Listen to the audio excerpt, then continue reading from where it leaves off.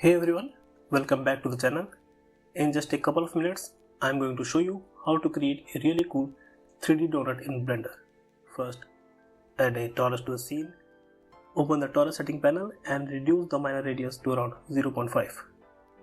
After that, apply shade smooth to make it look clean. Now duplicate the torus using Shift+D and move the copy slightly upward along the Z-axis. Switch to edit mode. Then press Alt+S to scale it down a bit and refine the shape. Next, select the upper torus, go to Object, scroll down and apply Quick Liquid from the Quick Effect menu. After that, select the lower torus, go to Physics Properties, enable Fluid, set the type to Effector. Now select the domain box, increase the resolution value to 50, scroll down, enable mesh if not enable, and click the timeline play button to play the simulation. Once the donut shape looks good, pause the timeline. Now delete the wireframe part, select the liquid object and convert it to a mesh. Now let's create the sprinkles. Add a cube, scale it down and adjust its shape. Add a subdivision surface modifier, go into edit mode, create a loop cut in the middle, then press Ctrl+B to add support on both sides. Finally, apply shade smooth. Next, select the icing and launch the scatter on surface add-on. This add-on is only available in Blender 5.0, so if you are using older version, make sure to update Blender.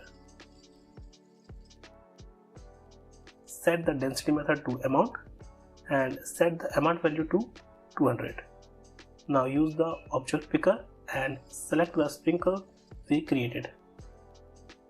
The sprinkles will look very large at first, so go to the transform setting and scale them down. After that, click the randomize button and set the Z rotation to 180 degree. You can also change the amount if you want to more or fewer sprinkles. Now switch to rendered view. Set the render engine to cycles. Change the device to GPU and adjust the sample according to your PC. Now change the timeline editor to shader editor. Go to the world setting, change the environment to sky texture and lower the strength value. Now delete the icing material and create a new one.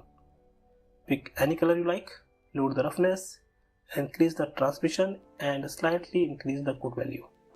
After that, select the base part of the donut, click new and add a gradient texture and color ramp.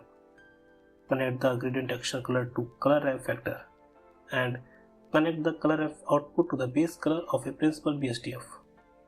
Select the gradient texture and press Ctrl+D.